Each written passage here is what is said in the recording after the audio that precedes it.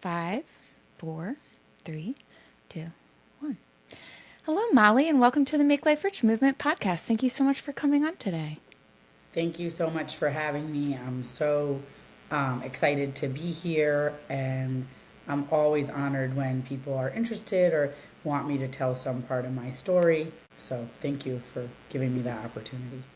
I love your story. I came across your Instagram for the Kind Sage, one of your restaurants, I think maybe 5 months ago. It was before there was any controversy. I loved your branding. I have like a little folder on Instagram where I keep restaurants that when we visit places I want to go to. And I put it into the folder and then went through the brewery. I was just like being a little sleuth on the internet, stalking you. And I loved what you were doing enough and was looking at your posts enough that you popped up. And one day I saw the story break that simultaneously has changed the entire trajectory of your life and leads you to where you are now. And as someone that's been involved in restaurant PR for the last 15 years and understands hospitality very well, I was so fascinated with and obsessed with the way that you shifted and kind of all of the parameters that were around that. And I definitely want to get to that part of your story. But I think first I would love to hear your origin story with food. Not everyone starts off as a vegan in so early in life, and I think that's a really unique part of your story that I would love for the listeners just to be able to kind of get acquainted with you with. My origin story with food is my parents love food. And I grew up, my parents were young when they had me. I was born to a 21 and 22-year-old, and I think were still living with their parents or living on land that their parents owned. My dad's parents owned at the time, and my mom, had a home birth, and the story is that there was no running water and chickens running through the house because they had just bought this land for like $8,000. So maybe they did own the land, but anyway, and so I was born in the Lazy Nine shack ranch or something like that. But my parents were always like committed to like the back to the land movement. I don't know, they were born in the 50s, I guess. They're born in 56 and 57. And so they started with that Lazy Nine, and then that didn't end up being where we landed. I think because of money, we went to live in Connecticut. We lived with my grandma for a while, and my dad did construction with one of my uncles. But my parents were like super into food. Like my mom read a lot of books, and she was raising us vegan, and she was making her own tofu and making her own tempeh. And then my mom's identical twin married my dad's brother, and so the four of them, so I had four parents, my mom and her twin sister. Essentially, when you have an identical twin as a mother, you have two parents because they're both genetically the same. Like if you were to test me and my cousin Gabe, it would come back that we have the same mom, right? Because they're genetically the same. So anyways, the four parents lived, and we had a house in upstate New York, and we were super poor, living on land, growing our own food. And my mom worked at an organic bakery, and my auntie worked at the natural food co-op. And so even though we were super poor, they were highly committed to quality food. Like this was just, and my dad put in an apple and peach orchard on the land we were living in. And my uncle was raising cows for the neighbor, basic dairy farmer. He was raising the calves until they were old enough to sell. And so we were really lucky, even though we had very little money. We lived on land. We were growing our own food. My mom would bring home the bad, like, grain from the bakery, and she would put it in the freezer and sift out the bugs. And when we were really poor, we ate pancakes with honey on it because we got free honey because we had the apple orchard. So, I mean, even though we were poor, it never felt that way. We always had high quality organic food. And so I grew up in that world, and then, my parents started a clothing company, and they got really successful. Flax still exists. My mom doesn't own it anymore, but it's like a linen clothing company. And if you look on like eBay and you see Flax by Jean Engelhart, spelt slightly different than my last name, because when she divorced my dad, she changed her last name. to Engelhart from Engelhart. But anyways, you can still see her clothes when she was the fashion designer. And so our life kind of went in this different trajectory from like being on the land and food.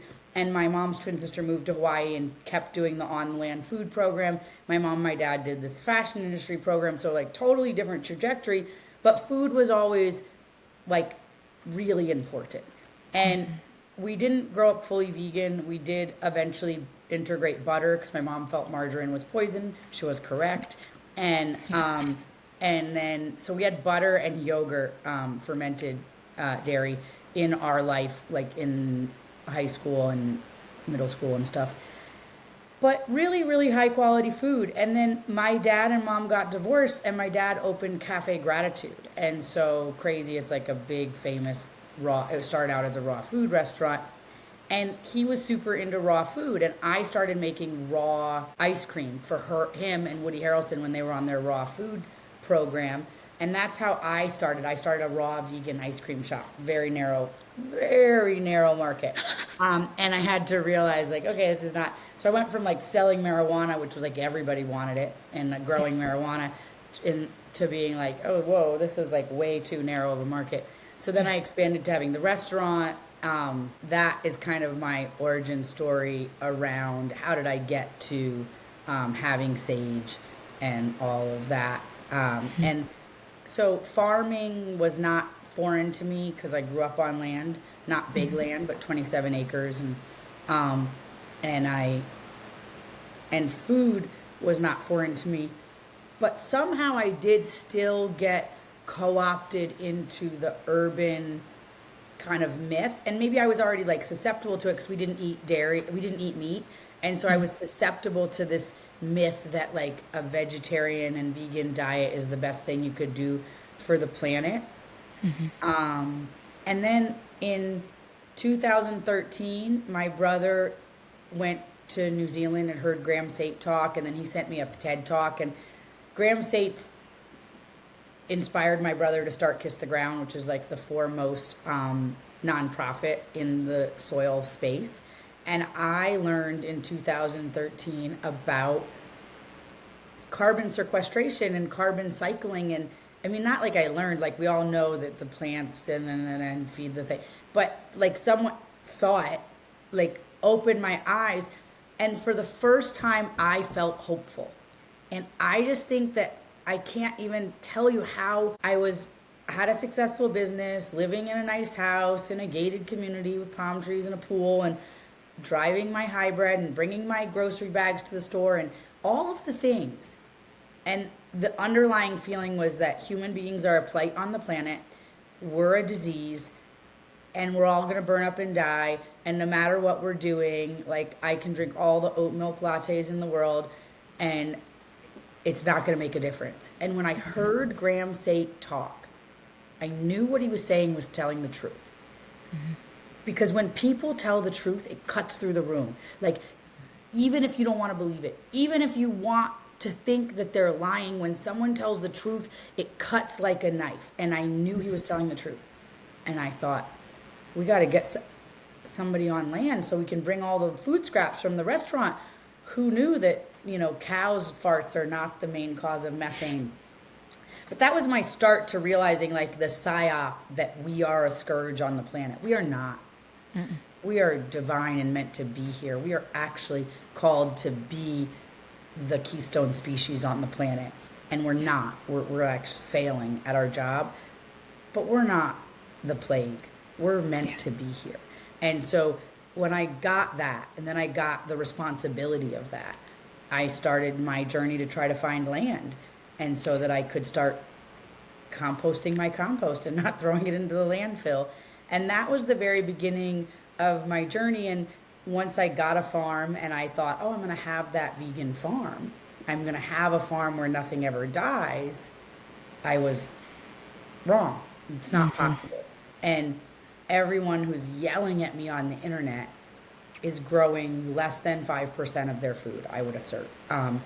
Less than 0% in most cases. But when people are saying, like, animal agriculture is so much more intensive than vegetable agriculture, like, I invite them to grow thousands of calories of beef and milk and eggs instead of thousands of calories of vegetables. I guarantee you they're going to find out very, very quickly that they've been sold a lie by the internet that wants us to eat bugs and 3D printed meat. Yeah. Man, you said a mouthful. I love that this is just going to be our whole conversation. It's going to be so Sorry, many it was so mouthfuls. No, I love it. I could talk forever. I am literally free all day. But I want to kind of set the tone for everyone with what has happened over the last year for you. So you were in this space with your restaurants. You are a restaurateur in LA, which is a notoriously difficult market to not only be in, but to thrive in. And you did so in such a beautiful way that felt, at the time, very authentic to who you are and what you felt was the right path that you'd always been on, kind of based on what your family like was. And it makes so much sense now that this was your starting point, where your empathy level was, and where you were kind of connecting the dots of what you personally were responsible for. And it feels like the culture of wanting to protect the environment is being governed by a lot of citizens that have never seen nature beyond the one tree planted on their block in the city that they've lived in for the last 15 years of their life, as a strict consumer that's only purchased, never planted, never even visited an actual agricultural farm to see what happens and what goes down there. And I think, in a way, I personally have struggled with. I was a vegan for 7 years. I did it sheerly out of being told, if you don't lose 100 pounds like real fast, you're going to have diabetes, and I'm terrified of needles. So that was all I needed to hear. I went cold turkey vegan, quit drinking, lost a lot of weight, but I was so young and in my 20s, I didn't realize how much I was depleting my body because I wasn't eating properly. I was eating a lot of shit out of boxes. Wasn't real food. It wasn't even vegetables. And it was kind of a little lie that living in a city, I was in Philadelphia at the time, it was very easy to walk into Trader Joe's or Whole Foods and feel very healthy because of the greenwashing they're so great at, and the marketing Yes. and the billions of dollars that goes into that. And it took me remembering where I'm from, which is Cape May, New Jersey. It's a very agricultural place. We were the main chicken farming location for Tyson Chicken when they used to be based out of Camden, New Jersey. So it was nothing that I wasn't aware of, but became very disconnected from, and convenience took the wheel for me personally.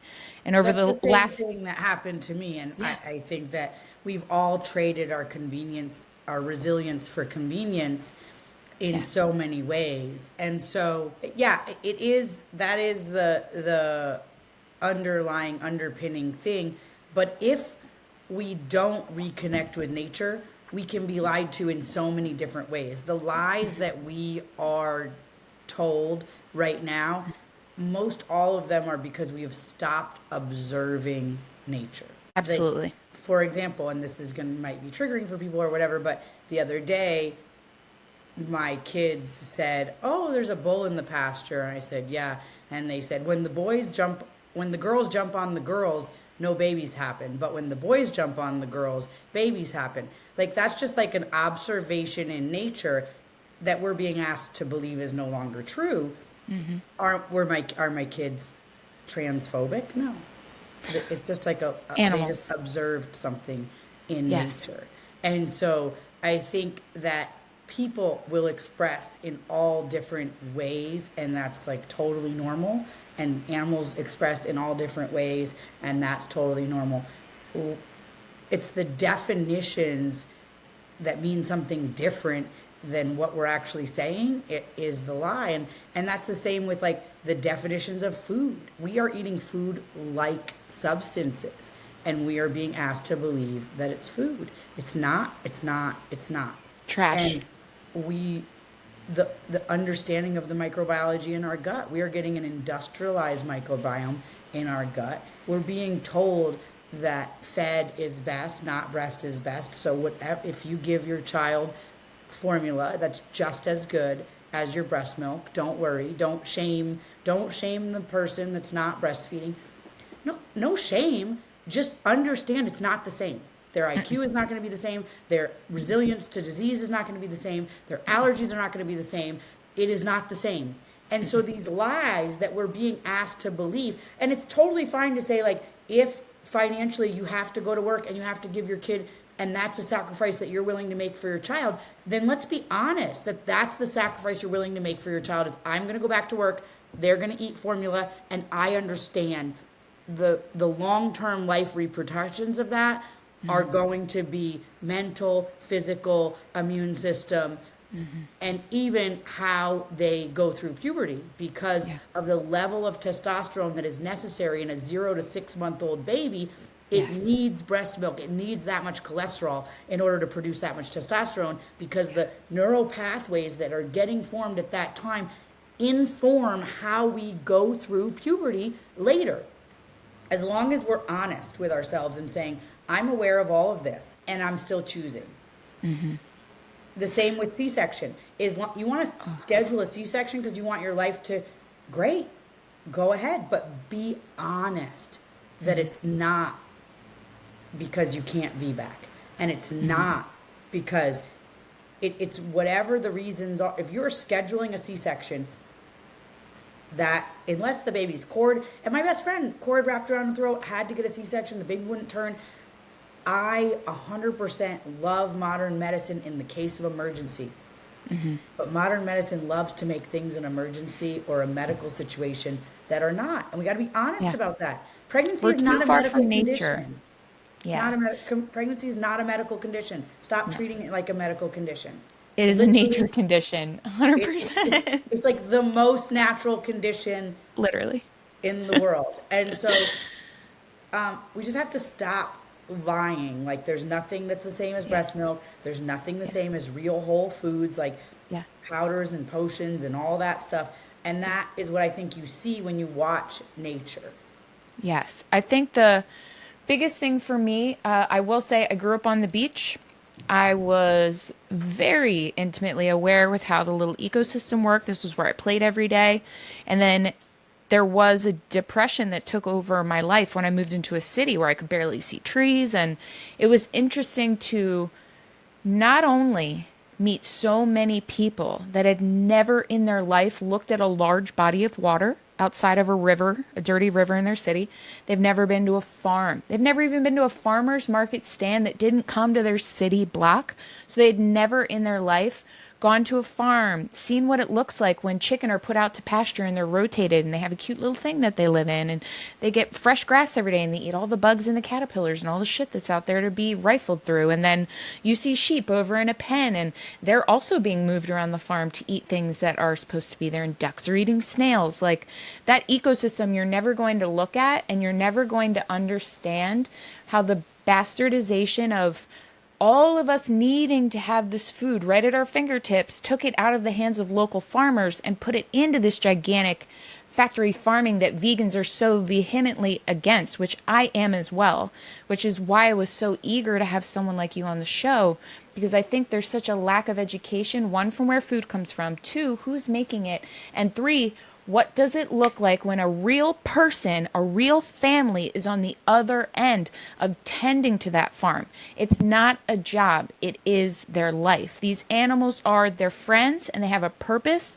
And in the meantime, they're treated well. They're treated like family. They're fed well. And if you visit the majority of small family farms across the United States, you're going to see exactly what Mollie will be describing with Sovereignty Farms and what they're doing there. But it fires me the fuck up because people are so disconnected from nature that they are only taking what they were told and what they were given to believe by people that want them to believe these things to keep them sick, to keep them eating this fake shit that is not food. It hasn't been food in maybe ever. It's probably all chemicals, but I would love... Imagine... Oh, go ahead. Oh, no. The thing is that we're being told these things like, imagine, like we're thinking that solar panels are our savior and my cows are the end of us. Now, or I use the example Tesla or windmills, all of solar panels, Teslas and windmills, where do they go? Where do they go when they're done? They don't go anywhere. They're here forever and ever and ever.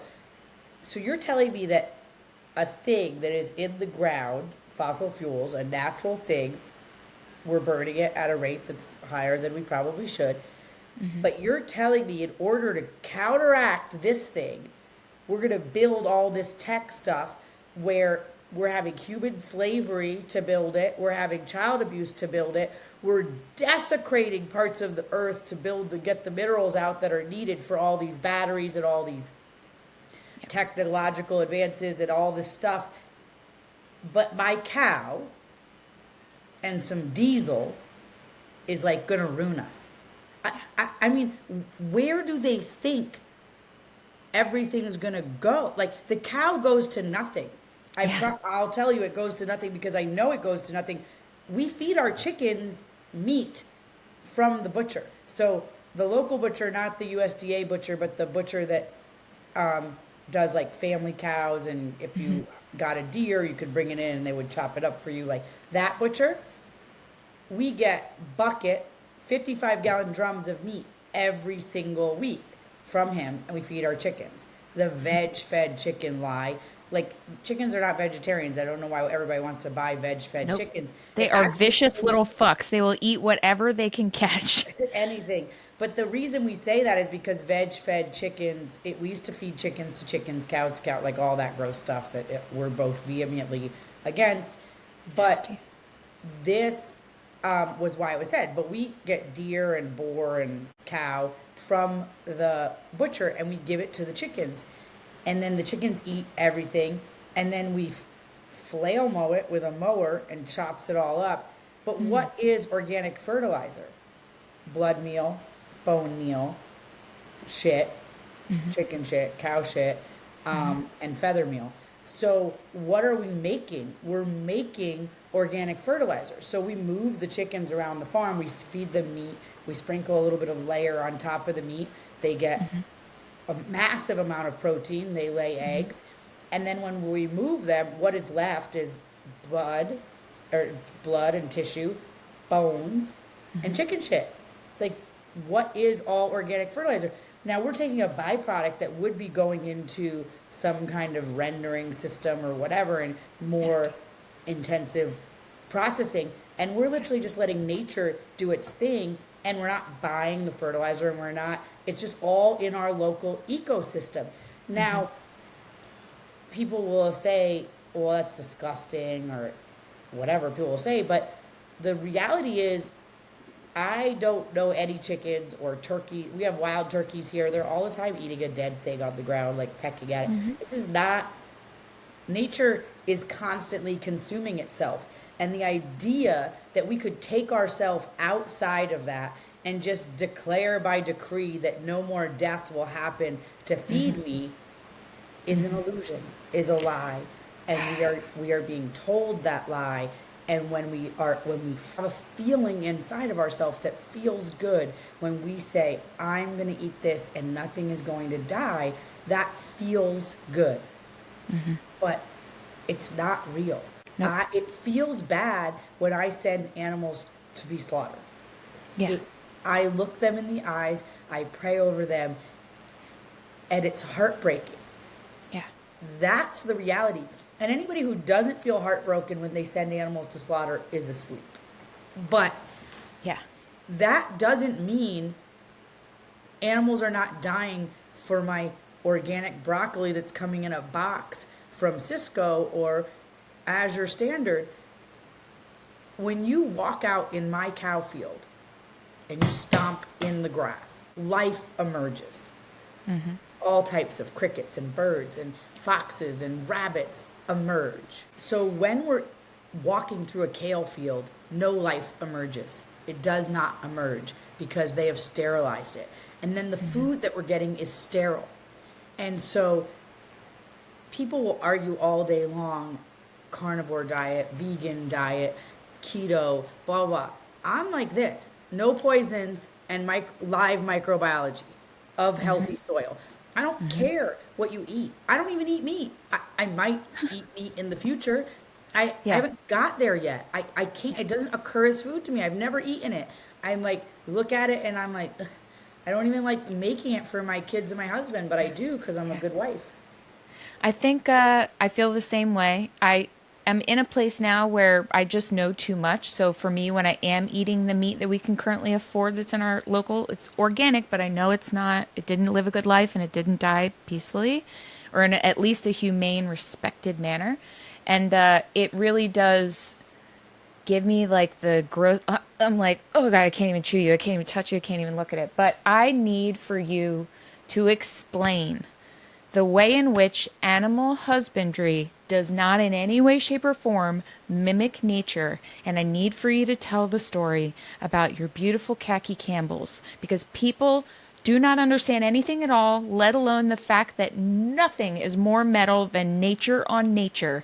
And when nature is tampered with in a way that it is not respected, but it is controlled, things go fucking awry. So, for any vegan out there, and I'm sorry to make you tell this story, but it was the one that I heard, and I was like, you know what? That is something that people can wrap their head around and understand for a quick second. You're worried about cows, you should be worried about shit like this because you're not thinking in full clarity about what happens when you take nature away from nature's rules. Yeah, I'm happy to tell the story about the khaki Campbells, but I just want to say something is I want to ask, and I am asking on the internet, but nobody's answering. What is the end game for farm animals if the vegans get their way? Like we just eliminate Mass animals. death, suffering, We just starvation. eliminate animals from the agricultural system. I also want to invite anybody that's ever been to India to look at what happens when you just decide we can't kill cows Yes. and there's just starving male intact bulls everywhere starving looking for food. And is that right? Is that humane? Is that honoring? Like we're keeping the females because they give milk, and then we're not killing the boys, but they're They have just no every, land to grange on because there's 55 million fucking people that live there. So they've taken the land they would have had to graze on and be normal animals. and they're just everywhere in the streets. But the, the playing out the vegan agenda just leaves a few of each genetic of cow in some rescue or some museum or some zoo. I know vegans hate zoos, so they'll say it's not going to be a zoo, but well, what would it be? What is the cow's role in the world? For 30 years of its life. And you're going to just take it away, take it out. Like, but do you think that my cows that live in the field, I asked this in this video last week on YouTube, you look at them and they live, the dairy cows live, 10, 12, 15 years. The male cows live 2 years. Do you think that their existence, they would rather their existence to not be at all, that all their future generations to not be at all, because vegans think it's not right? I'm just asking because I assert that my cows would not want that. No. No, I mean, nothing would want that. People are afraid nothing. of death. This is what it boils down to. People don't like to acknowledge death, even of another animal, because it very quickly shifts over to yourself. And then you're stuck wondering, when is my turn? And no one wants to have that conversation. And also, I think the beautiful thing that you stated, let's say when your parents were children, they were lucky if they got their hands on rump roast or T-bone steak. And I bet you what, they were praying over it and they were thankful for it. Outside of religion, people were thankful for the food that came across their plate. When was the last fucking time you saw anyone be thankful for a piece of meat they ordered at a restaurant they've been to 55,000 times? You lose the respect. But in losing the respect of not honoring the life, even of a piece of lettuce that you're eating, not only are you like specious, you want to be so concerned about the animal and how it dies. Why aren't you concerned with how it lives? Why aren't you concerned with the fact that you are prioritizing one animal over 55 others being able to live because of the ecosystem that's created from their shit and piss that hits the same grass all these other creatures live on? It's so much more than that because 25% of life on the planet lives in the topsoil. And so there's a mass extinction event happening on 25% of life on the planet because we have not valued that topsoil life. But then the macro life, as far as rabbits and squirrels and voles and all that too. But so the duck story is, I'm a vegan. We're gonna go into my mindset. We're gonna go back in time. It's 2018. I have a farm.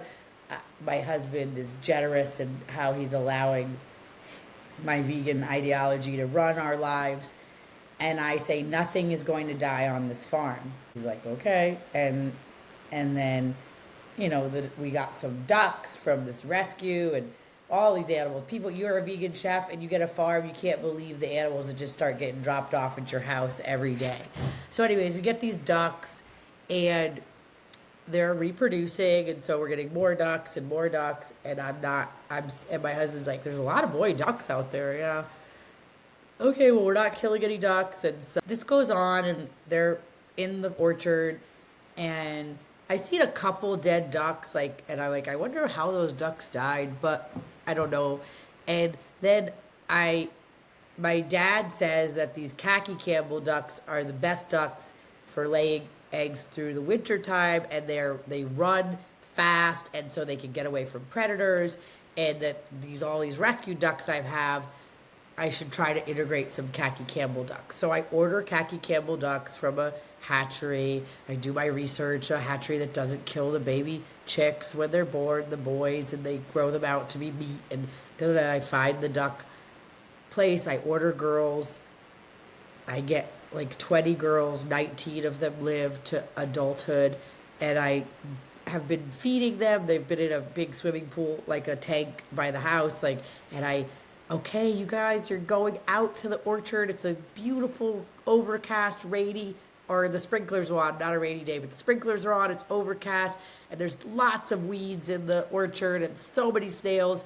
And I bring them, and they all waddle their way into the weeds, and I take a little video, and I just feel I'm doing it. Regenerative agriculture. They're going to eat those snails, and they're so pretty, and I feel so good about myself. I'm stroking myself on the back, and I go to work, and my husband calls me, and he's like, you're gonna be upset. And I say, why? What happened? And he's like, I have bad news. And I hate when he says that because I get like a knot in my stomach, and I'm like, what? Mm-hmm.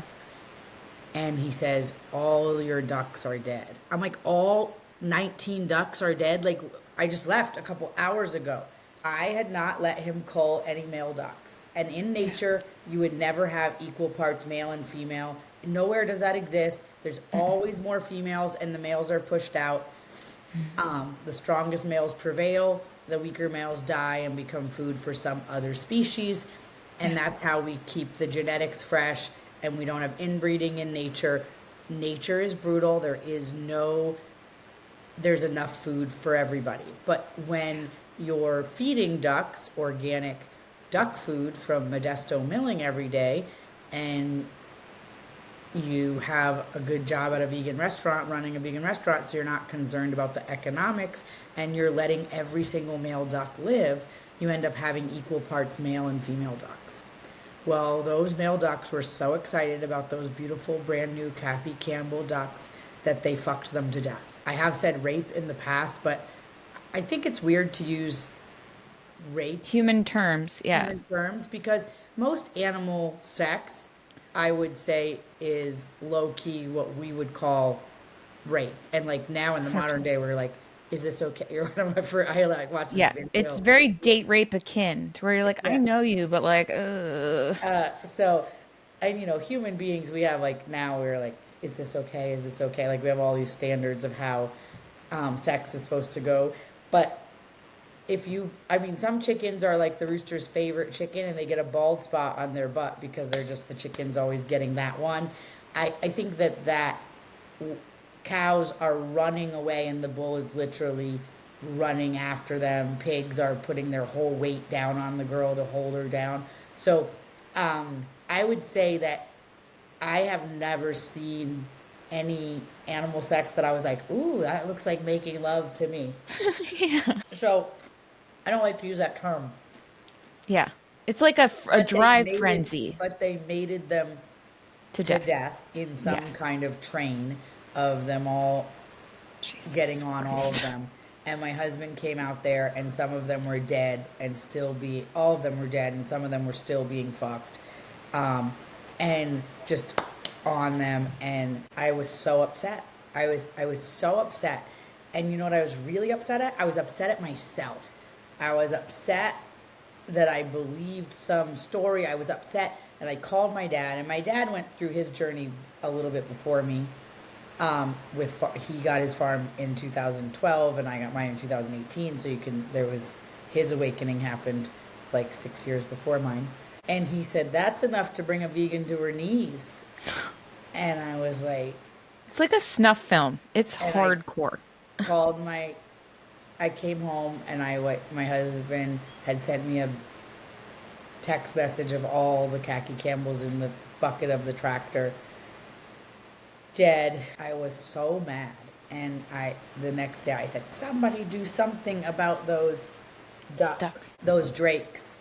And I realized that nature is far more brutal than even the worst. I mean, we have terrible practices in animal husbandry in this country. I'm 100% against factory farming. I'm 100% against.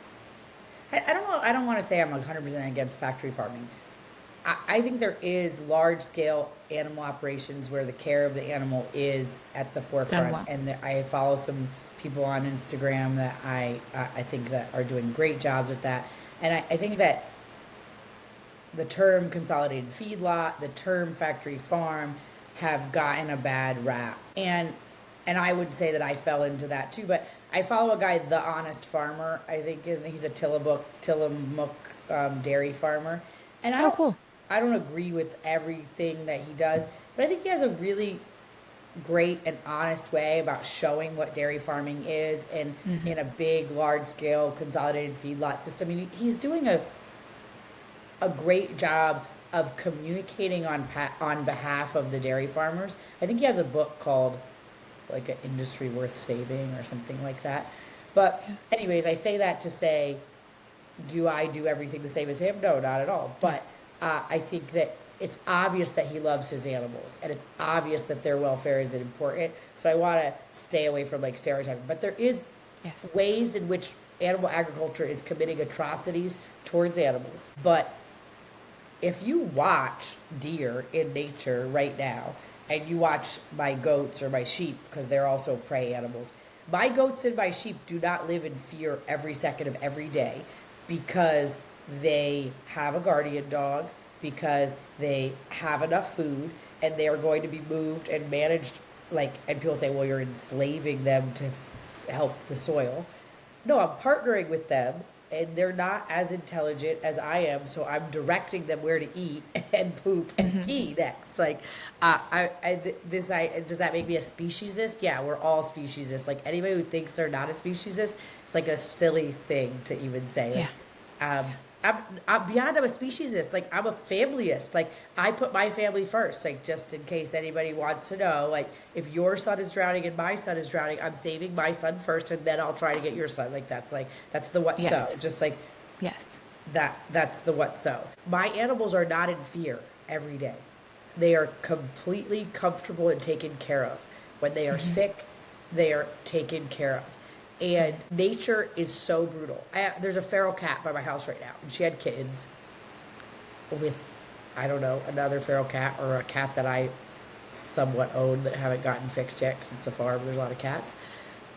And I saw her pregnant, and I said, oh, that spooky cat is pregnant. It's just my dreams coming true. And then I saw she wasn't pregnant anymore, so I assumed that she had babies. And then one of her babies got sick, and it was crying. And so you know what she did? She put it away in the wood pile, away from all of her other babies, because it cried nonstop.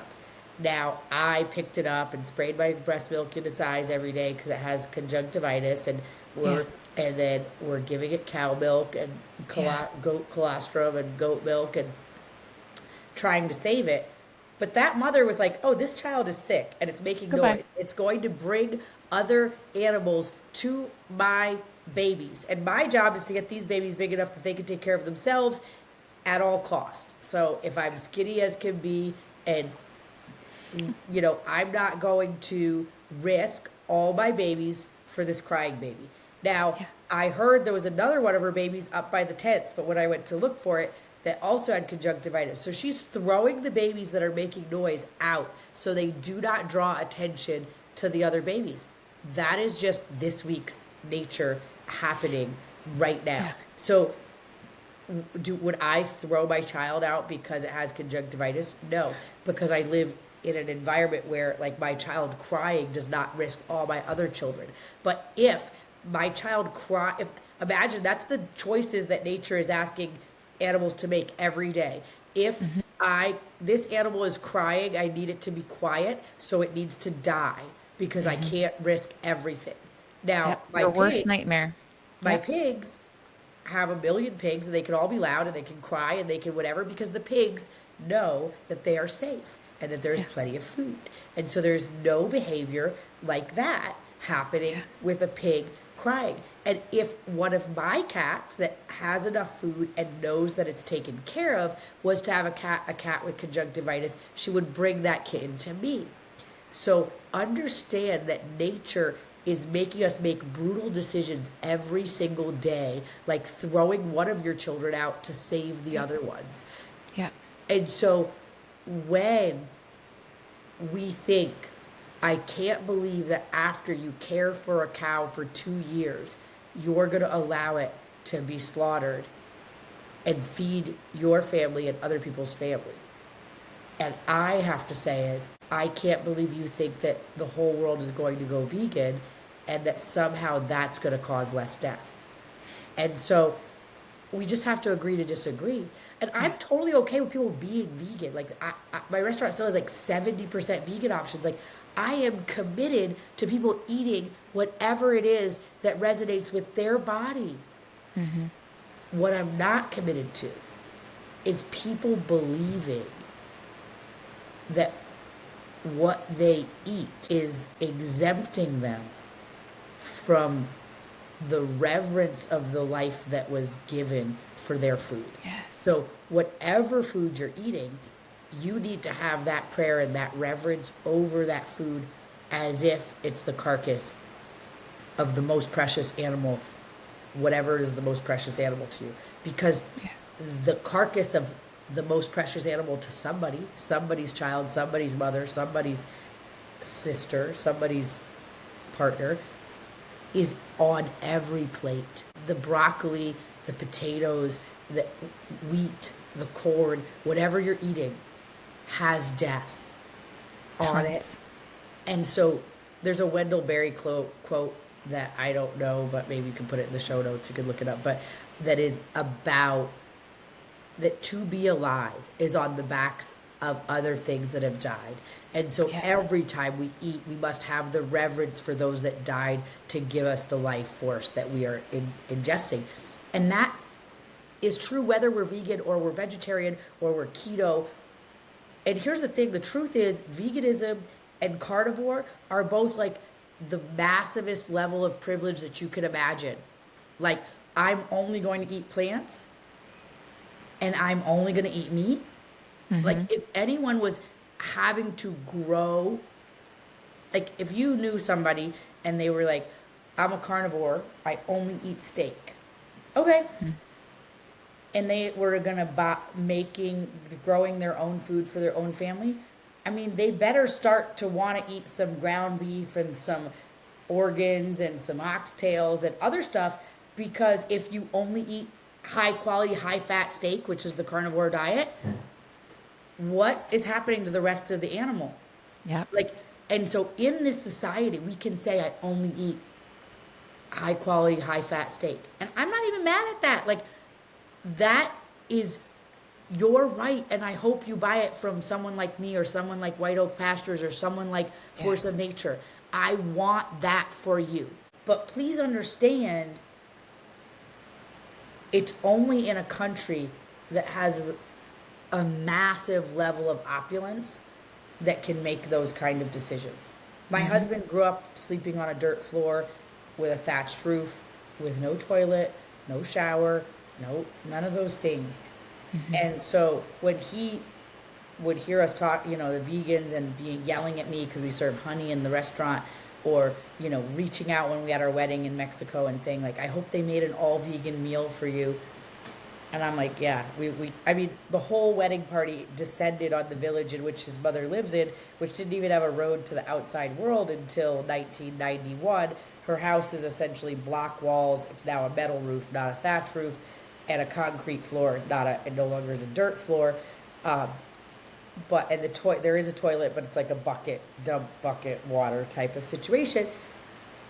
So they killed a chicken from the yard. They got some fish. They got some dried fish. Like the meal was like a stew and some tamales, and they made like a little special bit of tamales for me with vegetables and probably seed oils for me.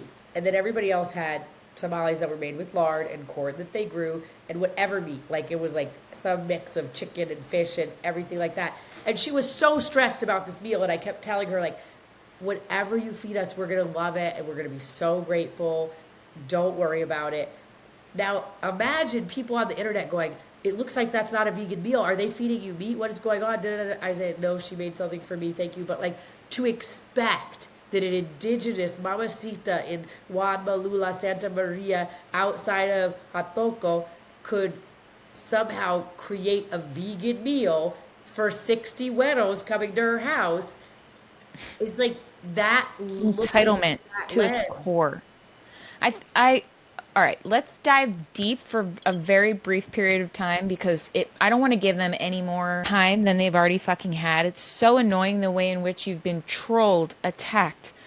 They've tried to sabotage your businesses. They're doing so at such a rate and in such a way. They are winning currently, which was also what made me so fucking angry. I was like, I have to speak to this woman. The real big linchpin for me here, I would quicker remove a human from this earth if I saw them abusing an animal than I would an animal doing what animals do to other animals. Okay, so like I first and foremost respect another human prioritizing the life of a precious innocent animal in any capacity over a deranged, unhealthy, not spiritually in mind person that wants to take their hate for life out on a creature. That's going to happen to a baby, a cat, a dog, whatever. It's something to take pain out on. But I think the thing that I find very surprising over at least the last 5 years of Instagram being a thing and vegans, especially the watchdog vegans, are that they are just so completely delusional about an ecosystem at all, let alone the way in which their misinformation and their emotion running their narrative is very, very dangerously making people think that any kind of farming is the devil, when in reality, you need to take a look at consumerism and figure out how you can get smaller quicker and get local immediately. And that is how you figure out how to build out what it is you're going to eat every day in a way that isn't supporting the dirty, gross fucks that have never even looked at the chickens that are being taken out in the worst ways possible. But like Mollie isn't it, you guys. And for her to add cheese, eggs, and meat that were all raised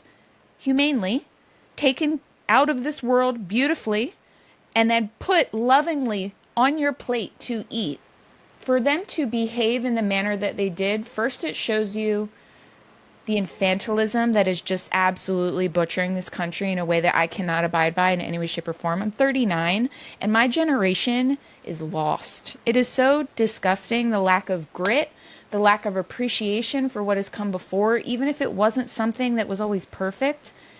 Returning to this homestead life, this trad wife life, like that's even getting bastardized now and treated to be something completely opposite of what it is. And I think a lot of it comes back to all of the lies that we've been told.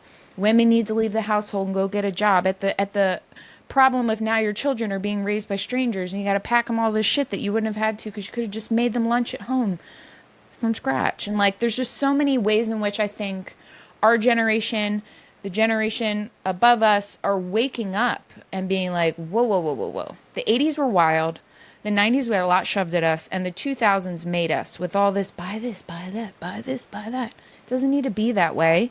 And I think vegans are afraid of life ultimately because they're afraid of death. And they don't want to think about their own death. They can only think about the death of an animal that they see right in front of them. And I do not in any way, shape, or form condone any kind of animal violence. But my guys, you got to go visit a farm and look at chickens grazing outside happily, fighting over a fat, juicy caterpillar that they just caught. And now, like, there's 10 of them scuffling and it's turned into a street fight. Like, you need to see what animals look like when they're being animals in a place where they can be themselves. It's not the thing that you make it out to be. And if you consider the death of an animal on a farm like yours or like the farms that you work with for your restaurant, you can guarantee a small child like one of yours at some point during that day has touched 55 little critters all over the place and given a little chin scratch and I love you, baby, see you later. Like, they're getting love, they're getting attention, they see sunlight, they feel the wind, they feel rain. If you've ever seen a cow trapped in a metal fucking building in Arkansas in the middle of August when it's 115 fucking degrees in there, what kind of life do you think that cow's having? Mollie's cows are getting a little bit of, they've got tents to hide under. I bet you've got water, or you don't have cows. The farms you work I do with. have cows. No, I have cows. Oh, I have 40, but you're 40 not cows. butchering them, right? They're for your dairy cows? The boys we grow Oh, that's out the right. Boys boys are and they butchered. get butchered at 2 years. But can you Um, tell me about the vegan or I mean, we just this is thing? gonna be mad. Like we just took No, go ahead. 3 cows um, that couldn't respect fences. Like I know that's like a terrible thing to say, but these cows were blowing through barbed wire. They were blowing through. I bought them at auction without knowing much about them, and the truth is that they Yeah. probably weren't treated well. And this is why Yeah. we mostly only have cows that are raised and born on the farm and everything. But Yeah. um, we wanted to bring in some Brahma genetics because of how hot it is here, and they're more heat tolerant. They have a hump like a camel does, and anyways, Oh, okay. but these Brahmas are known for being spooky, but they were so spooky that we purchased 5 of them, but 3 after being lost for almost a month and a half on the neighbor's property and not being able to get them back. And then finally we got them back, tried electric fence training them, and basically that we did take them to be harvested even though they could have gotten bigger or gotten more because it's Yeah. dangerous. Like they could hurt Yeah. somebody. They were not cared for in the way that I care for my animals to start out. Yeah. I gave them the best life that I could while I had them, but they couldn't respect fences, and that's super Yeah. dangerous. It's super dangerous for children. It's super dangerous for people. Cows are huge creatures, and Yeah, but yeah, um, like thousands of they pounds. hurt there was hurt my husband when they were rounding them up. And they're dangerous. So I have taken girl cows to be harvested as well. I want to be. I'm like fully transparent. Like I don't have anything to Yeah. hide. It's all very hard for me. It's all a learning curve. But my cows have a great life, and my pigs have a great life. My sheep have a great life, and my goats have a great life, and my chickens have a great life. And death still happens even when you try your hardest to not have it happen. And my kids have a better relationship with death than I ever maybe will. I mean, they pray over animals when they're leaving to be harvested, but my daughter doesn't eat meat, and she says, "But I love you, Oreo, and you're a good pig, and thank you for the years we spent together, and now you're going to be bacon for Daddy and Rio." And it's like she understands that in a way that it's all part of the cycle. Meanwhile, I was like making my husband cook meat outside. He's buying meat at the grocery store, and I'm not letting him kill any animals on the farm. It's like, that's a lie. That is a lie. And Yeah. so all these people that are super angry that I'm letting, my husband's never been vegan. We've never said that he was. My oldest son that I adopted, is from Guatemala, not vegan. They've always eaten meat. And so is it better for them to eat nose to tail an animal that we raised and cared for and slaughtered with love its whole life? Or is it better for them to go to the grocery store and mindlessly buy something because it has a green and white organic thing on it? I would assert that those of us who want to participate in eating animal products want to be responsible for that, or at least know the person that's responsible for it, be willing to look that person in the eyes and say, can I trust this person with my my sustenance? And Yeah. I that's what I want people to do. I want people Yeah. who will say, what can I do? What can I do different? What can I do? I want you to buy food from somebody that you know.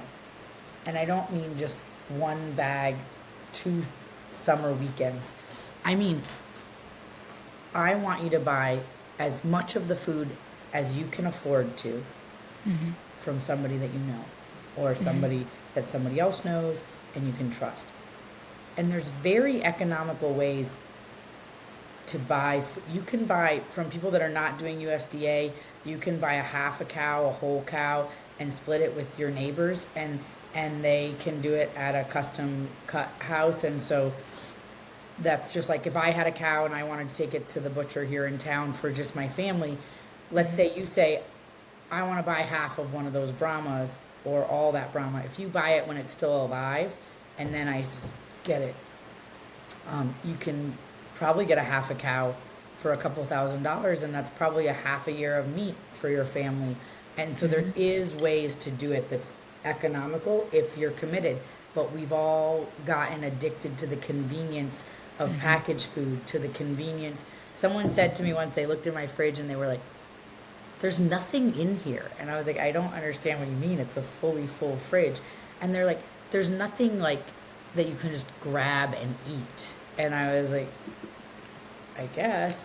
Yeah. But I mean, if those people that follow me know, we make pickled jalapenos, we make our eggplant parmesan from scratch, we grow everything, we eat everything that we grow. And so, yeah, my fridge looks like huge jars of yogurt and milk that we've made and hot sauce that we've made, and it looks like, yes, there's nothing to just grab. I mean, even I succumb to, we have some snacks for the car for the kids. Yeah. There's a few packaged foods, but mostly we buy in bulk and then we grow everything else. And I rarely go to the grocery store. And so, yeah, my refrigerator looks different, but I've prioritized that over convenience. And there's other ways that I still fully succumb to convenience. My parrot food or cat food comes from Amazon, just dropped off in my front gate, and I'm grateful for that. And I know that it's not ideal, and I would love to figure out a way to make some of that meat that we're getting for the chickens to dehydrate it or something so we can feed it to the cats and the dogs, and not have to feed that other stuff. But we haven't got there yet.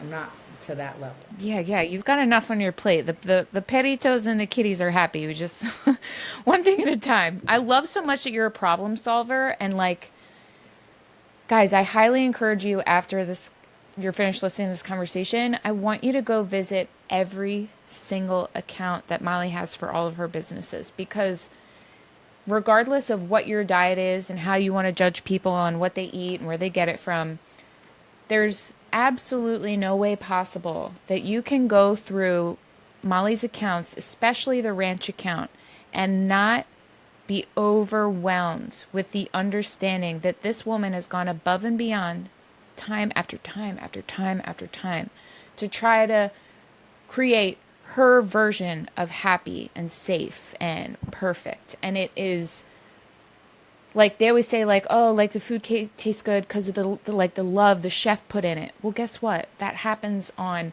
the actual production of the food side as well. Like, we've all heard, like, oh, play classical music for one tomato and not the other, and like they're gonna like be different. It's the same thing for everything. The effort and the love and the nurturing that you put into something can be felt in that food. I guarantee you, if you taste ground beef, even from factory farming, that's typical, dirty, gross, and then you taste ground beef from a harvested animal that lived That's a its life single well. origin, not like Holy one. shit.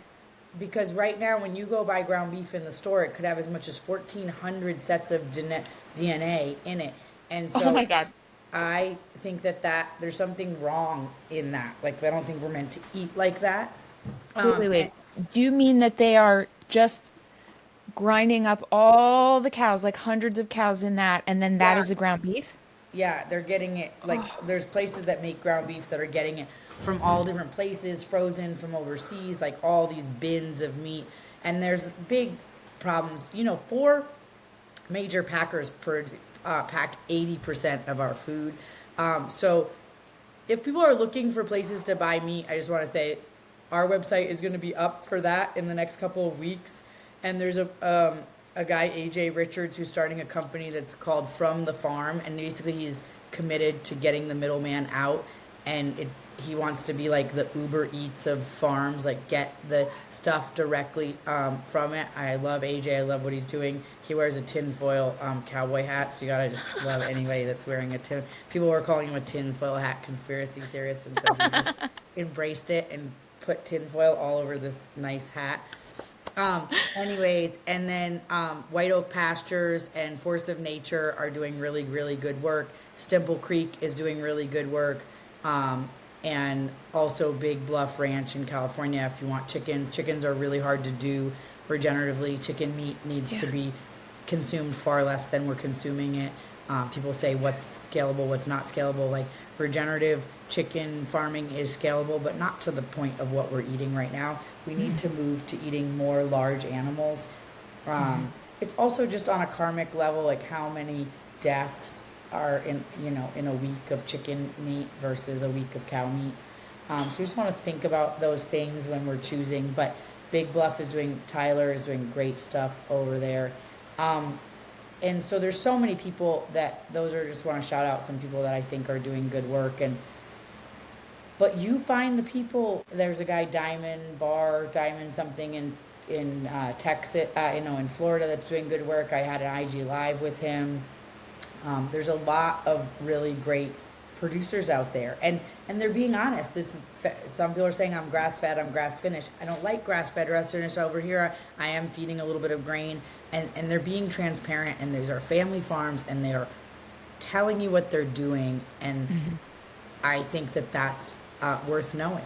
And I know that people think it's a privilege to be able to buy this kind of food, but it's also a privilege to buy cheap food that other beings are suffering and other farm workers are suffering and cows and animals are suffering. They're both privileges. And so it's really where are we going to prioritize? And I want to invite us to prioritize buying food from people that you know. Yeah. I wonder too, like, okay, so you were in California, your restaurants are thriving, you were making incredible amounts of money per the many restaurants that you had. COVID, of course, came in, fucked everything sideways for everyone in restaurant industry, let alone in major cities, especially like LA, Philadelphia, New York got smashed. And then you came to a place where you did decide after back and forth, back and forth, back and forth, we are either going to sell these restaurants or we're going to start integrating this little bit of regenerative menu It like wasn't even like portion. sell, it was just like close. Like I don't think they're worth anything because they've been losing money for 4 years. So what is a business that's been losing money for 4 years Close. worth? But just to say, we were in a contract for 25 million prior to the pandemic, and then we were going through the due diligence process, and then that made that all fall apart when COVID hit. So I was on the path of like, okay, I'm going to get to be a full-time stay-at-home mom. Had just had my third child. It became hard to have three children in the restaurant at one time, and this was all perfect happening. And then when COVID hit, my son was only 3 months old, and the whole deal fell away. And then we're pivoting and we're pivoting and we're selling toilet paper and we're doing to go and we're doing outdoor and we're out in the streets trying to make tables, make it look like a restaurant. And then, oh, you can dine inside again and 6 feet apart, 8 feet apart, booths that are back to back with a high thing, dividers, and then after you built booths and you built dividers and you built all this stuff, now they're like, just kidding, no indoor dining again, outdoor dining only. And then your outdoor area and you're spending $70,000 for awnings and heaters and plastic and all this stuff, and then they're like, oh, no more outdoor dining is too dangerous. And you're like, I'm sorry, like, what in the world are we talking about? And Trash. when in the history of the world, when you're eating outside, like, you have to make sure that the food is covered when walking in case a bird poops on it. And all of a sudden, all those rules, like, bird poop apparently now is no longer going to make you sick, and COVID is going to kill everybody. So through that survival, and I had to sell my farm, and I had to close to my restaurants, and then I was just like going to be done. And then I said it would be dishonest if I didn't at least try to do the regenerative thing, to make this shift. And yes, would I have liked to have sold my restaurants for millions of dollars and then open like super classy regenerative restaurant and all of that, and do all the education and have the bajillion-dollar press tour and all that? Sure. But you know what?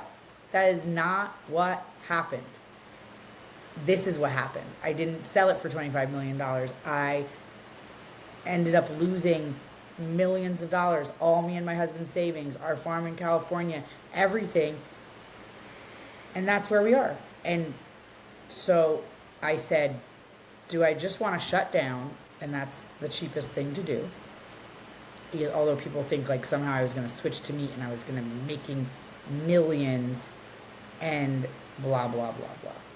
So I make the decision, and I think to myself, I'm going to make the announcement on Earth Day, because I am doing this for the earth. Mm-hmm. And did I know that it would be triggering? Yes. Mm-hmm. The environmental cult and the vegan cult, and I don't mean that everybody that's vegan or vegetarian or an environmentalist is in it. There is a mindset that just parrots things they heard.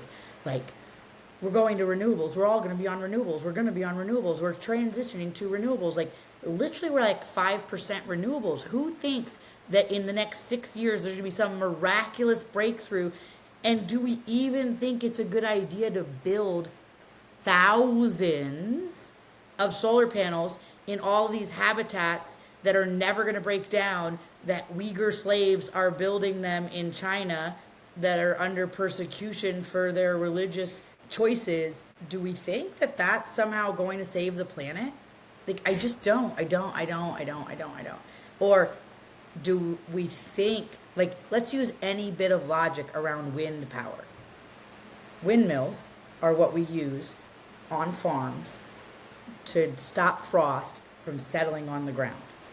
We only turn them on it's cold, and mm-hmm. we use a generator to propel them. Mm-hmm. But if you have windmills moving the air all the time, my question is, does the air, if global warming, if the temperature, the core temperature of the earth is really our number one priority, what does constantly moving the air do?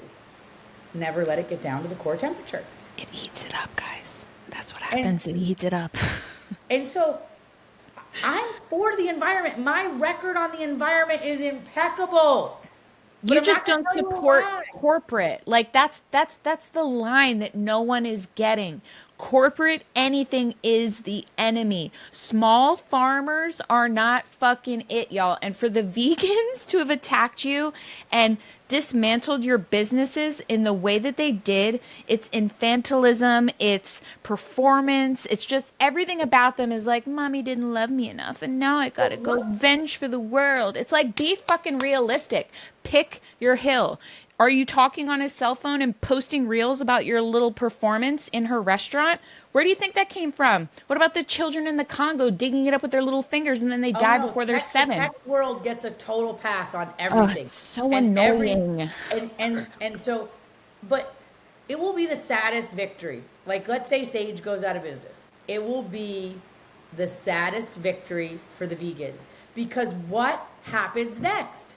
So you have a restaurant that's 70% vegan options, and then this super high quality, wild caught, regenerative farmed, raw A2, like all the no seed oils, tallow fried, like all that. Okay, you have this restaurant. Now venture capital comes in and they put in a chicken rotisserie restaurant. Mm-hmm. What is the net gain for the animals? Like, literally tell me what the net gain for the animals. There isn't another restaurant doing what I'm doing because the supply chains don't even exist because I had to create them. And I hoped that other restaurants would jump on board if I got it brought into Cisco, got it brought into US Foods, got it brought into Shamrock. Okay, now other chefs don't have to do that legwork and maybe they would buy it too. But instead, you want to close me down and all those supply chains just close back up again, and it doesn't have the ripple effect that I'm trying to have. What is the benefit? That's my question. If you shut me down, what is the net gain of animal life? Where is that? But that's not what's happening. They are mad that I changed my mind. So this is punitive. This is not about the animals. If it was about the animals, they would say, I choose not to eat there, or I don't choose not to eat there. At least she's doing it this kind of way. And It's tribalism. there has to be, there's veganism. That's it. Like, what I'm doing, in my opinion, is better than veganism. In their opinion, it's worse than veganism. But either way, it's real close on one side or the other. We're not talking about it's all the way over here. And so my question is, what do you want by putting me out of business? What will you gain? There's no forethought. They cut off their nose to spite their face. I bet if they could, they'd roll back what they did because I the don't thing think that so. They're still no one, on it. but no one wants to accept their part in this. So I don't know if you've seen the video, like right when Impossible became like everywhere, you could get it at Whole Foods. I remember seeing a video on Instagram. A woman lived near the first Impossible factory. She drove by it every single day on her day to work. She took a video every single day of the exhaust stack and the chemicals and the fumes that were coming from this factory. And she would say, guys, this is the Impossible factory. You're worried about global warming? Look at all the fucking shit coming out of the top of it, going into the air. You're worried about cow farts. What about this shit coming out of the chimney at your Impossible factories? How many are there now? No one thinks about that. And I think it's really interesting also that Impossible Foods came out. Then just a little bit after that, Big Billy G started going around and buying up everything. And now we've got lab shit that is not any more food than your Doritos are. And people are looking at the price tag because we've been pinned down so low with our inability to feed ourselves. But people need to take it back to the 50s. What could you buy in the 50s? Meat, bread, vegetables, occasional fruits that were seasonal. It was a fucking treat if you saw strawberries after the end of June. Like, I think Anthony Bourdain was the first to say that food became bastardized when you could get a strawberry in the middle of October. There's no reason why we should have access to these things. And in everyone assuming that I need to have my acai bowl right now. Well, guess what, bitch? 10 years ago even, you wouldn't have even known what acai was, let alone what it tasted like if it weren't for capitalism. That doesn't mean that you should never taste acai, but it should be done in a way that is not completely creating an entire chain that has no tie to nature. That's what they're mistaking for their just evangelical nonsense. They're not even considering what their actions are doing to thwart their own efforts because they're not seeing the root of the problem. You are always looking at the root of the problem. They want to see the semantics so they can run with them because it's clickbait. We become too used to clickbait. There's always more to the situation than you think. And farming and regenerative farming is certainly not the bastard that everyone in the vegan world is making it out to be. It's like they can feel their ground, their footing is losing itself, so they have to attack all farming. It's like, guys, eventually you keep attacking this model, you're not even going to be able to find fresh vegetables that are safe to eat that aren't sprayed with appeal or whatever all that other crap is. Like, sure. Wake up. I'm already scared about that. But can I just push up against something that you said, because I think it's important to disagree in the world and be okay with disagreeing. Yeah. Capitalism is not the problem. Capitalism is the closest thing that we have to nature. It's the government subsidized capitalism, which is crony capitalism, which is essentially an oligarchy. Yes. That is the problem. If you have an offering to the community and it works for the community, literally I have an offering in LA that apparently doesn't work for the community right now and they are tearing it down. That's how nature works. So you have an offering that works for the community will build that up. And if you have something that doesn't work for the community, it will get torn down. It's when the markets and all the manipulation and all the crony capitalism and all the subsidies get in there that it's something different. And so I want to invite people to not be anti-capitalism, because capitalism is nature and in business, and a community can build it up or a community can tear it down. It's I want to move away from the marriage of money and government, and that I think that those two things have to be disconnected. I think that all people that are in government cannot be trading stocks during the time that they're in government, neither can their spouses. I think that there should be no campaign contributions from corporate interests. I think that we need to break up, because right now the medical system is not working for the people, but it is working for the politicians, and so we're going to continue to have it. And the chemicals in our food, it's all interconnected in this huge chunk of lobbying money, the agrochemicals and the pharmaceutical companies and the highly processed foods. That chunk, it's all interconnected, and the pharmaceutical companies getting more customers because everybody's diabetic, because everybody's eating the highly processed food, and the chemicals in our food are making us sick, and we're getting allergies, and it's all interconnected. So I want to just say that I love capitalism. I hate crony capitalism, and I hate the marriage of government and private money, and that's what I want to tear down, and that's what I want to move away from. Yes, I love that. And all of that was in my head. I hate as well. I love that clarification, and that is exactly what I should have stated. I Oh no, think there's no, please. That was that's where I was headed, and you took it all the way there. So thank you. But sorry. I think no, it's perfect. And like there is this window of opportunity, and I love what you said about it being an ecosystem of itself, because in the same regard that you're being torn down in LA, you're being completely built up in Texas. Please tell us in deep detail about Sovereignty Ranch, because what you're doing there is just starting, and it's already so cool. And like already, I'm sure you're going to laugh when I say this, but it feels so bougie and like a dream of like a thing that exists that you guys can actually go visit and stay hospitality style, like you're going for the weekend somewhere. Like it gives me goosebumps, like what you're offering, because there's something about it that's so old school and nostalgic and lovely, and like it feels like you could probably go there and really disconnect and tap into nature. And if you're not a person familiar, man, you're going to get really intimate with what goes on around you when you do visit this ranch. So please tell us everything about the ranch. I love this part of your chapter, because it really does seem like this is kind of the reward that the universe like gave you for everything that you've been through with just we'll say the last 10 years. It seems like it's built you to this place. So we have a 200 plus acre ranch, working farm here in Texas. It's this beautiful valley with beautiful hay fields and juniper forest on the edges. Oh, wow. And we have tiny houses. We have 7 tiny houses.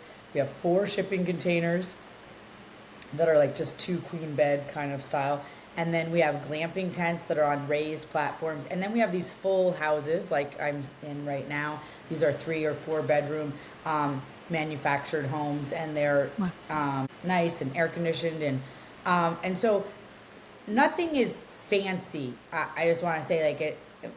Like the vibes, bougie vibes. It's like everything life. is kind of rustic and down to earth. We have a restaurant on the farm. We're building a brewery right now. We have a shipping container with all real bathrooms with tile and everything for the clamping and the shipping container rooms. The tiny houses have their own bathrooms, and so we have 40 beds on the ranch. And so you can imagine all the things that we do here, from weddings to retreats, men's retreats, women's retreats, church retreats, yoga retreats. But you can also just say, like, I want to have a family reunion. There's people coming for Thanksgiving, and me and my husband are going to cook their Thanksgiving meal.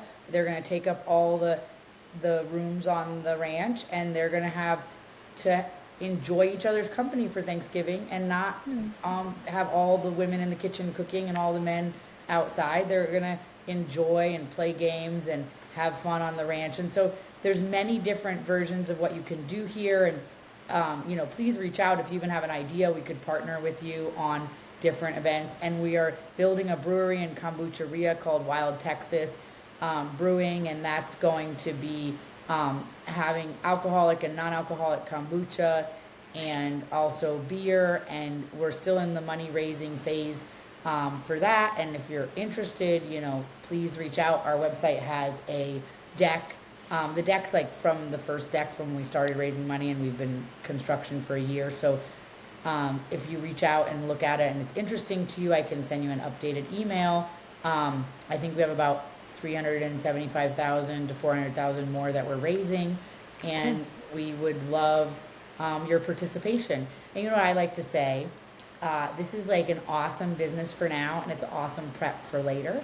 And so my preppers out there, this might be a good investment for you. If you're stuck in a city and need to do your city job, but you're concerned that one day you may need to come to a place that has food and water and solar and generators, this might be a good investment for you.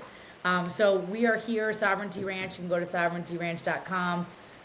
We have a couple of retreats. I have a homesteading retreat. If you live in the city and you're just dream of milking a goat and milking a cow and moving animals and having a greenhouse and feeding your family and making sourdough bread and making cheese and making yogurt, you could do that with us.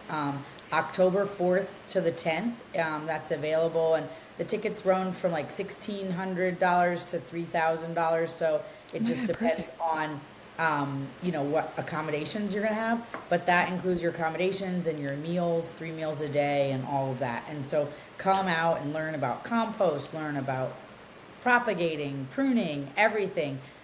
We're excited to be offering that. And then we're doing a women's retreat called Divine and Dangerous in September 19th. And today's the last day for the BOGO sale. So if you want to do that, it's going to be passed. No BOGO sale, but use Mollie 10 and get 10% off on that because by the time this comes out, the BOGO sale will be over.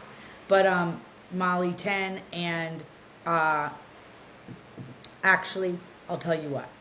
Reach out if you heard this and I promised you a BOGO sale on this podcast. I will still honor the BOGO sale for Sarah's. Oh my God, that's so kind of you. Wait, so I want you to go into a little bit of detail about what they're going to learn on the 19th, because if I didn't live all the way in New Jersey, I'd be like, sign me up. I'll be your first volunteer for the day. I'll help you set everything up. Like, I'm here. I need to know it all.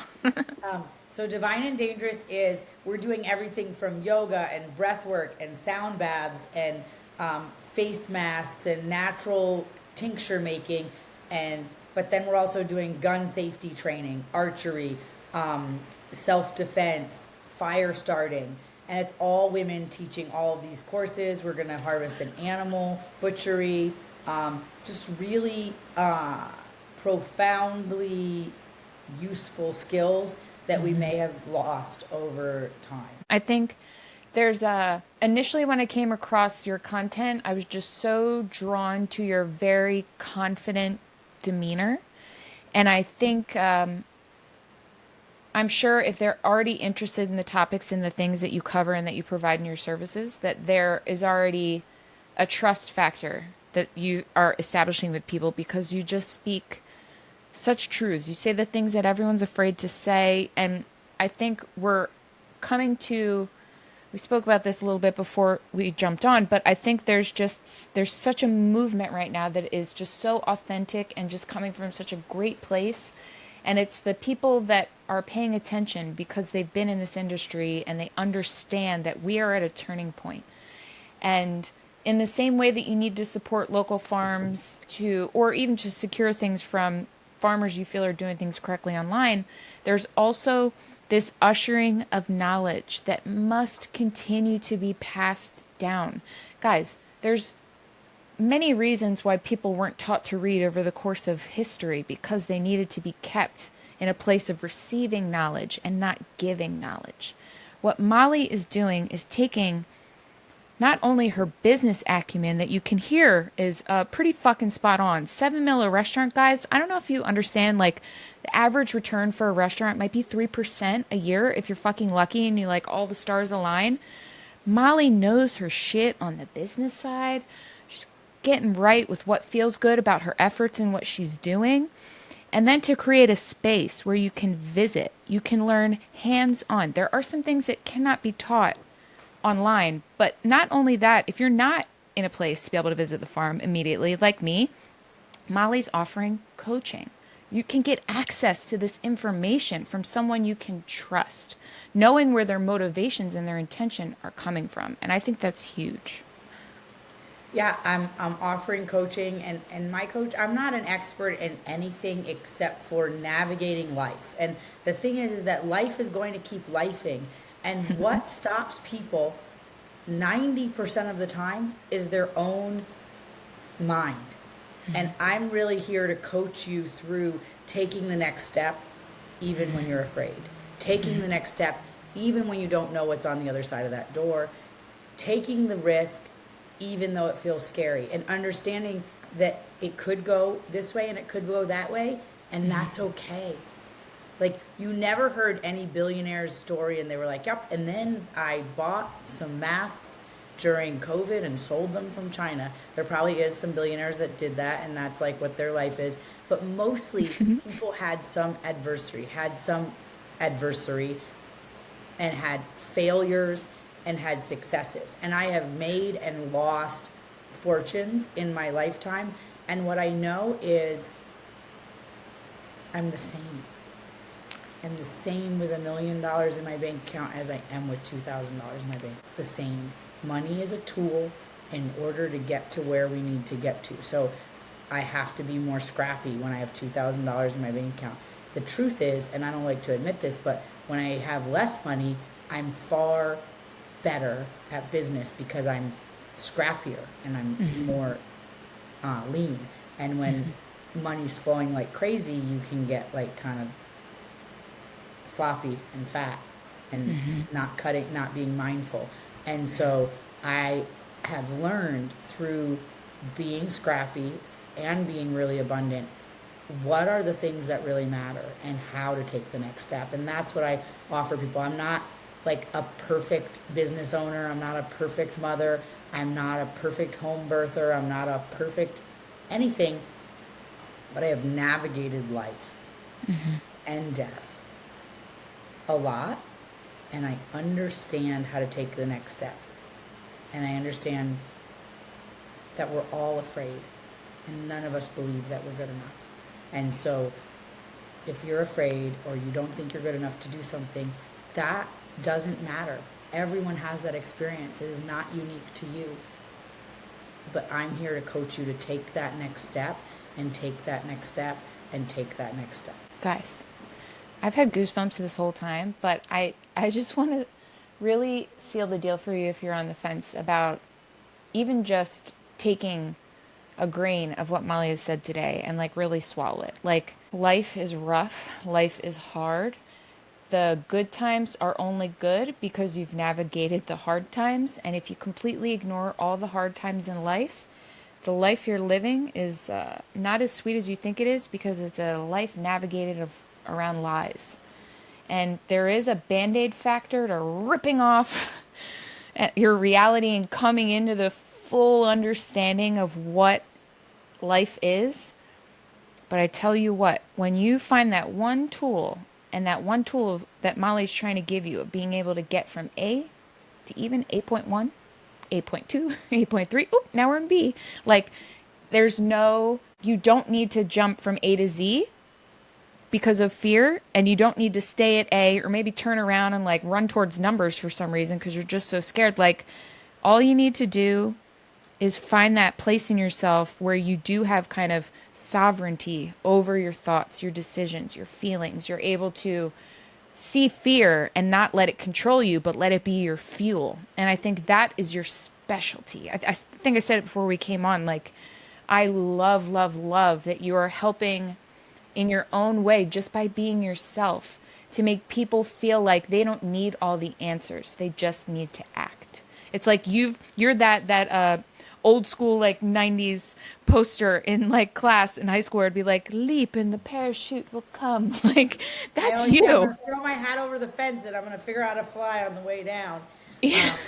I always do that. I trap myself into something so I can't back out, so I have to do it. And that Yeah. sounds crazy, but we all can get scared and want to go in reverse. And so I think it's super important that we stand in that.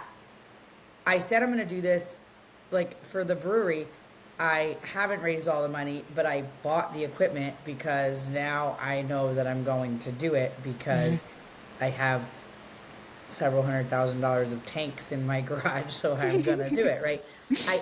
I always trap myself into the thing, and so I've called this declaration, and then that declaration calls you into existence. Whatever you say is going to happen in the future is calling you into existence at every moment. And so you get to say what it is. And so we can set up ourselves to have these deadlines and have to have these things. That's the only way you're going to succeed.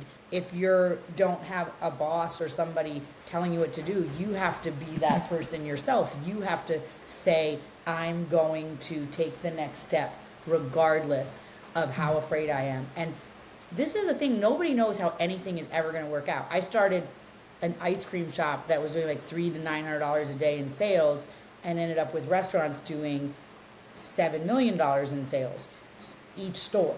So literally looking at the ice cream shop, I literally couldn't even see how the ice cream shop could support my life. I couldn't see how I could stop selling weed to do the ice cream shop. That was the truth. I couldn't see it. But the universe provided so much, and all these things and things that seemed bad and hard at the time, and that brought us into where Sage went and where we are today. And, I had a terrible business partnership with these two guys. They took advantage, they changed the deal, da da da. But they brought me into Sage. They wanted me to do the desserts and partner with them on Sage, and then I ended up buying Sage from them. My husband, my farm, my family, my career all came out of these guys that didn't treat me that great and didn't honor their word. But that's not relevant. I saw one of them years later, and they said, "Oh, you probably hate me." I said, "I don't hate you. My whole life is great because I met you." And you have to face God someday. You have to look at yourself in the mirror. But I am in eternal gratitude for you crossing my path, because that has given me everything that has meaning. And no, I don't enjoy how we did business. I don't enjoy that you broke your word or you lied. But I think life is not happening to us. It is happening for us to experience whatever we wanted to experience coming into this body. And so we have to remember, even when it's hard, that this is for me. And whatever's on the other side is greater than I could imagine. Molly, you're the best. I love all parts of you. I'll take all parts of you all day.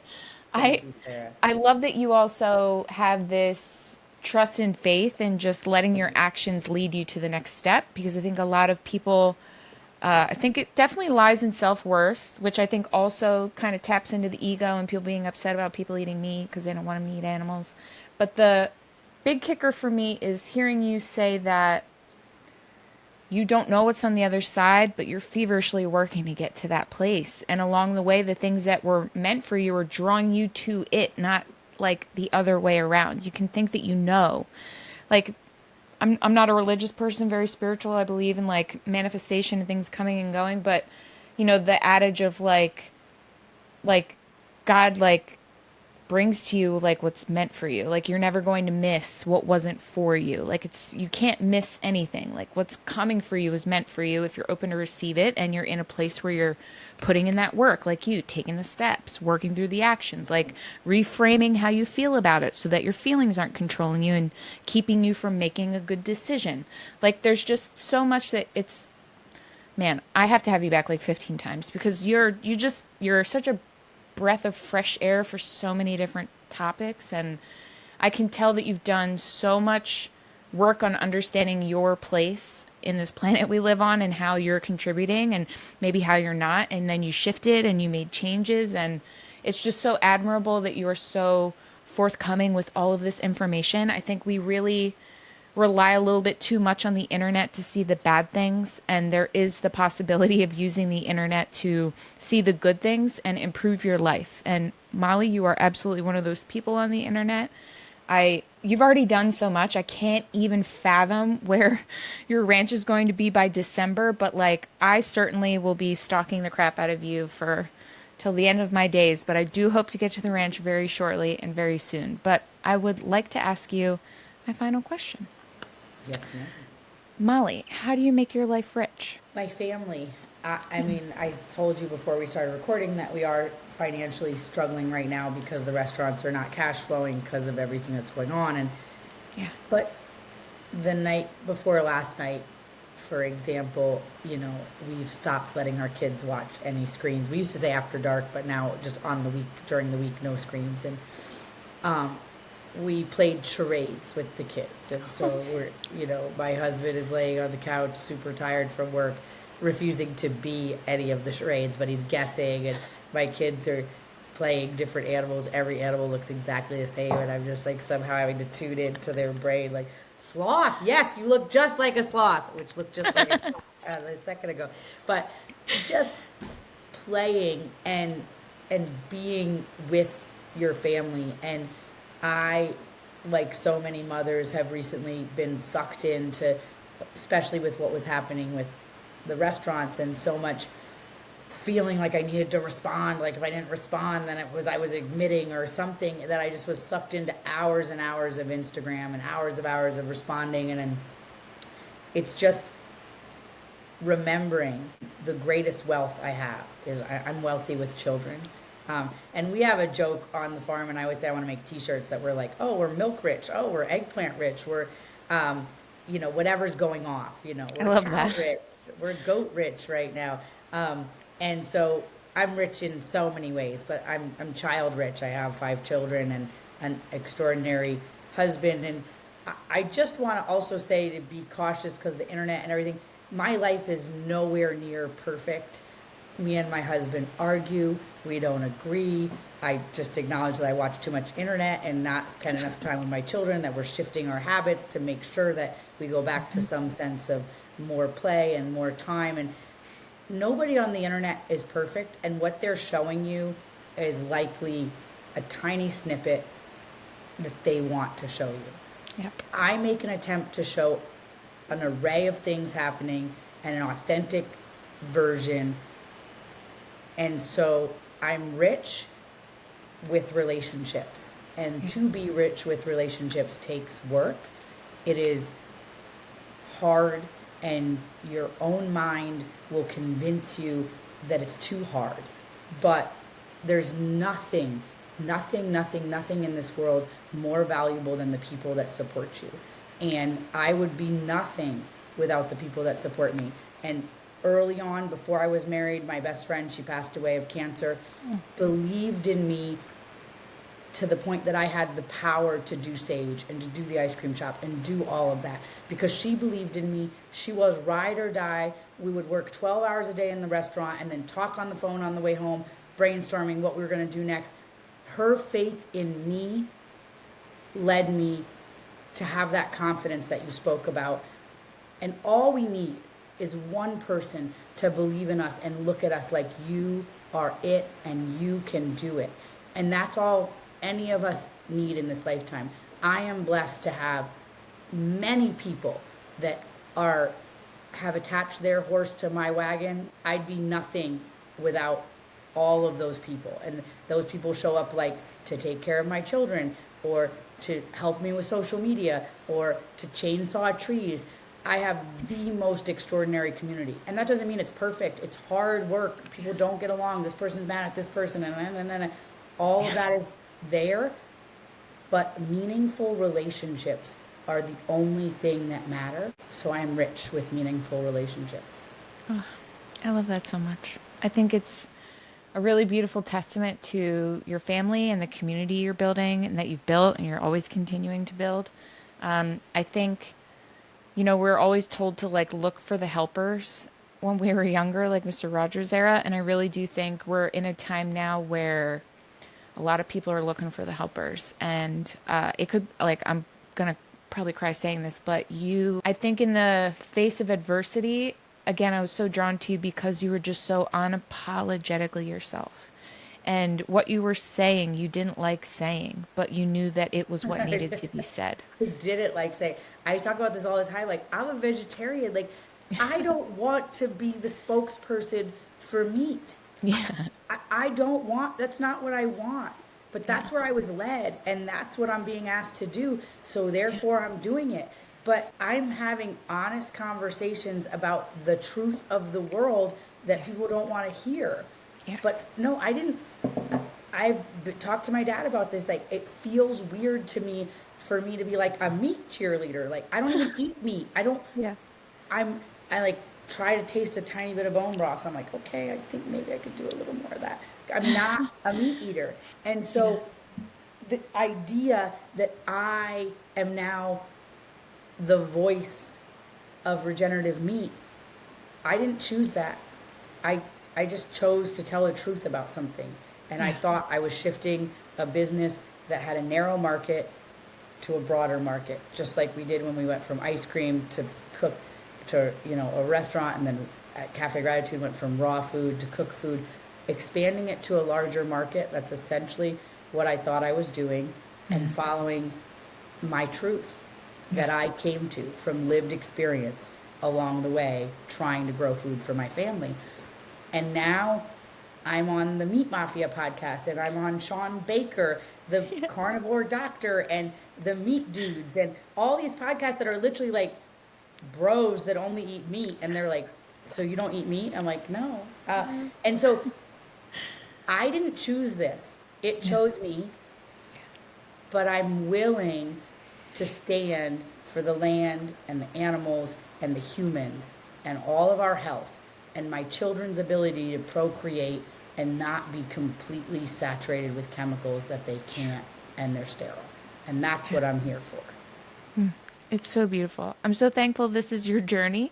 Thank you so much for sharing it. And just thank you for giving this whole topic the true severity of respect that it deserves. And I can feel the tables are slightly turning, and I just love so much that you are kind of the meat queen that doesn't eat meat. I think it's great. It feels very authentic to me for some reason.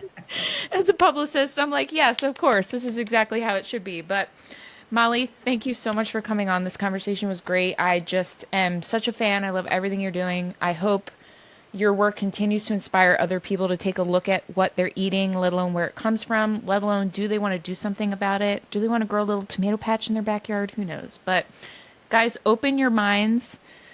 Get a few different sources under your belt before you put a whole ideology into your existence as a human. Because guess what? There's a lot of forces at play here that don't want you to know all the facts. And people like Molly and a lot of others like her are absolutely putting their life on the line in terms of their income to be able to make sure that there is another voice kind of giving you a little bit of an inkling as to what's wrong with our current system. So, Molly, thank you for your sacrifice, for all the time and I'm sure tears and sleepless nights that have come from this. This is a blip on your radar. This is a bump on the road. Those fuckers won't get you.